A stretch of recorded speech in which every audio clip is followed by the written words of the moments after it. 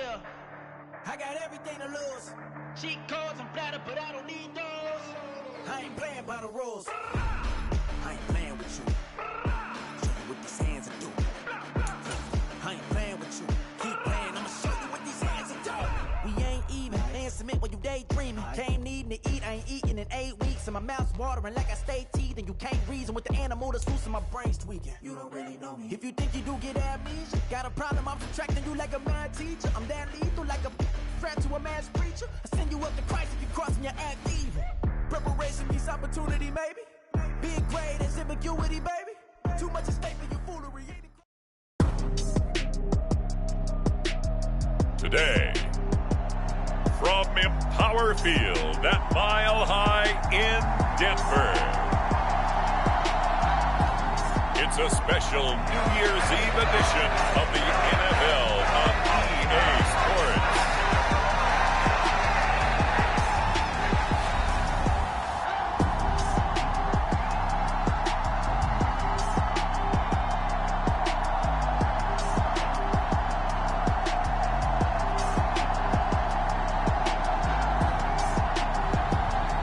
The Denver Broncos taking on the Indianapolis Colts.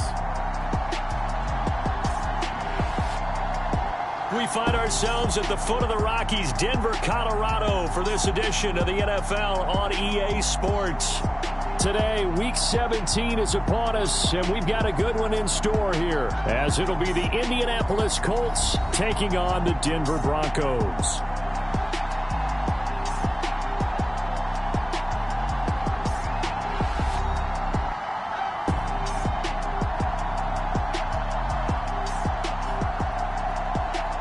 With Charles Davis, as always, I'm Brandon Gaudin. Charles, you talk about storylines in this one. I think it begins and ends with our two quarterbacks, certainly two of the best in the business. And nowadays, I don't think you can get by for long periods of time without a top-flight quarterback. The way the game is played, with all the responsibility he has and how the game flows through him, if he's not on the top of his game, your team's not going to benefit at all.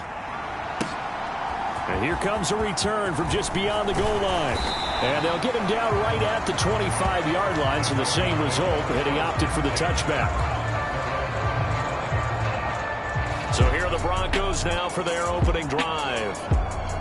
And here's a look at their leader, standing 6'4". I tell you what, when he is on schedule for that week, secondaries take notice because you've got to stay alert back there on every snap. A truly powerful arm, one that's capable of challenging any level of the defense on any given play.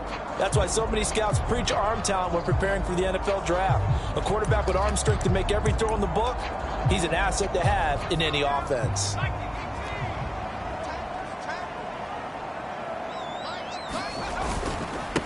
They begin the drive with Williams. Oh, he's got a little daylight. And he'll be taken down, but not before they work it across midfield. A big run there, 29 yards and a first. Opening quarter, his opening carry of the game, and I think they'll give it to him a few more times, as they should. You're exactly right about that. With that type of a run, you want to repeat it many times until they show signs of stopping it. I think he did his visualization exercises before this one, and they're paying off. 5 yards is the tally on first down. That brings up 2nd and 5. So, Charles, this defense, they definitely know that they've got their hands full here going up against a group that has won 7 straight. The Colts are going to get him. Down he goes. Micah Parsons showing off that elite athleticism as he gets the sack. Well, last game he had 2 sacks. Got another one here picked up right where he left off. Brandon, he spent the entire offseason working on new moves, new techniques, trying to add to his arsenal of pass rush moves. Certainly paying dividends in what we've seen so far.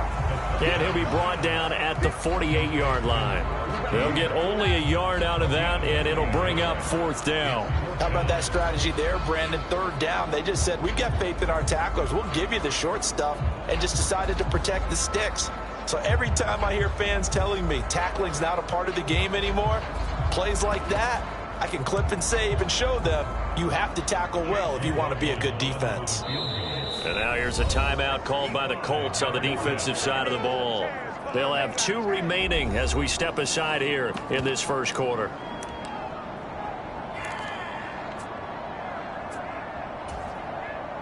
And the punter's on the sideline. Here's the field goal unit now to try an exceptionally long one. And he missed it. It's no good. And this will remain a scoreless game.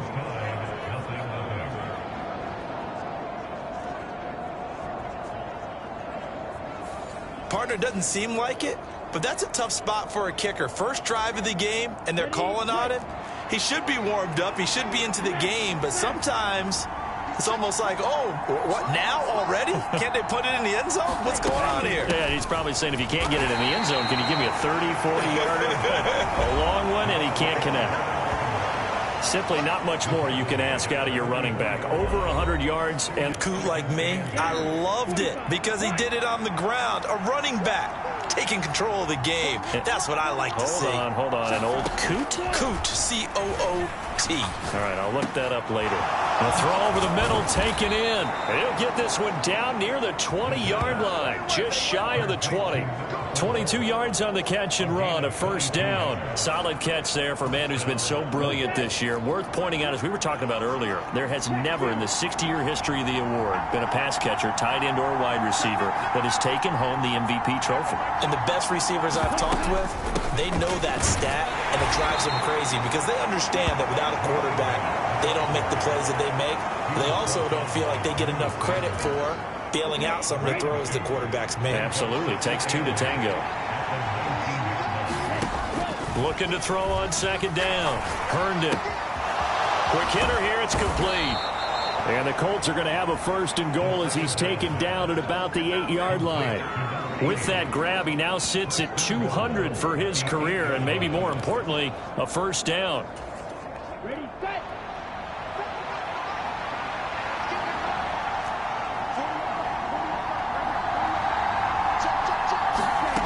Now a shotgun snap as they'll look to throw. To the end zone, but it's incomplete.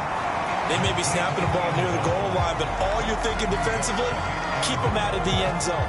Force the incompletion, force them into going for 3, and not giving up 6.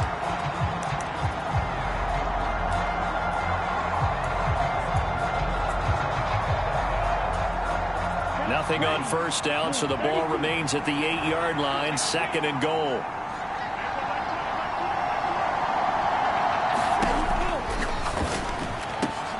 And this is caught. For the moment, it's a touchdown, but multiple flags down, so let's sort this out.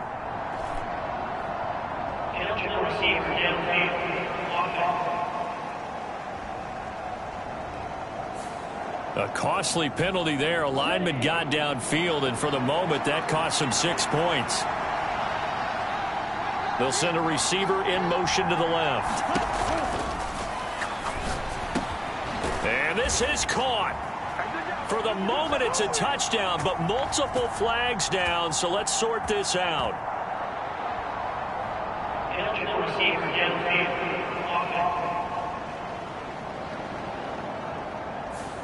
Something we're seeing more of with the rise of the run-pass option. A legal man downfield, and that's going to back him up. Here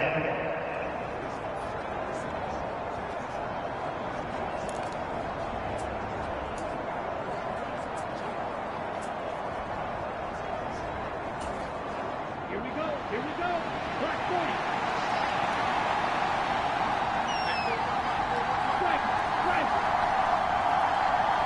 40. In motion goes the tight end. Being chased out left. And he is out of bounds. Looks like right at the 15. He'll wind up getting 4 there on his own, but it will leave him now with a third down situation. They'll bring the tight end in motion right. Now on third and long, they'll look to throw. Into a sea of defenders and intercepted. Picked off by Drew Sanders. And the Broncos are going to take possession here at their own 47-yard line. And that felt like a little extra pressure on that third down attempt, and their mistake cost them points because they're inside the red zone. So you know you got at least a field goal waiting for you. And in this case, they end up with nothing. So now the second drive offensively coming up for the Denver Broncos. They start near midfield following the interception as they begin 1st and 10. They start the drive on the ground. It's Williams. On a determined run there as he's going to take this all the way down near the 40. 40 yards rushing for him now on his first 2 carries of the ball game. And that's a run that'll energize an offensive line. They'll take that one all day long. Fundamental breakdown by the defense. You've got to be able to make plays on the edge.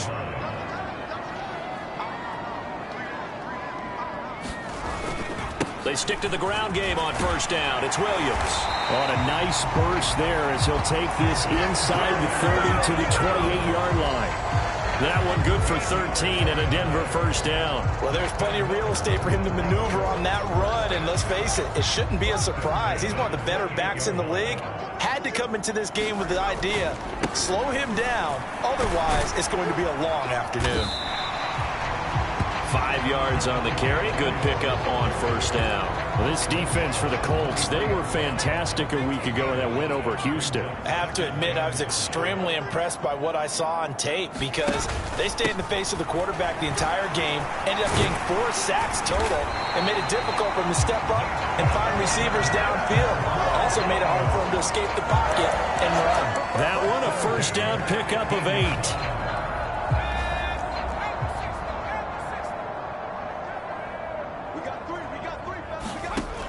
Now they'll and a quick throw here that's complete. And they'll get him down after a pickup of 8. 2nd and 2.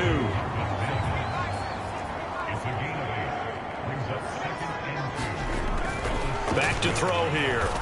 Under pressure, down he goes. They get to him for a loss of 4, and it brings up 3rd down on the sack.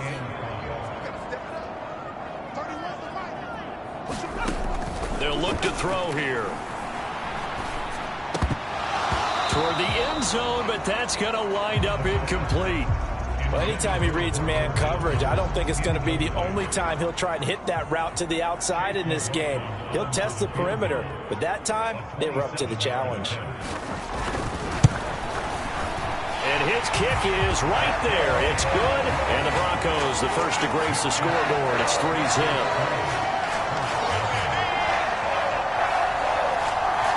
So, Charles, they get to them with their first turnover of the game and then make it hurt a little bit extra with a field goal.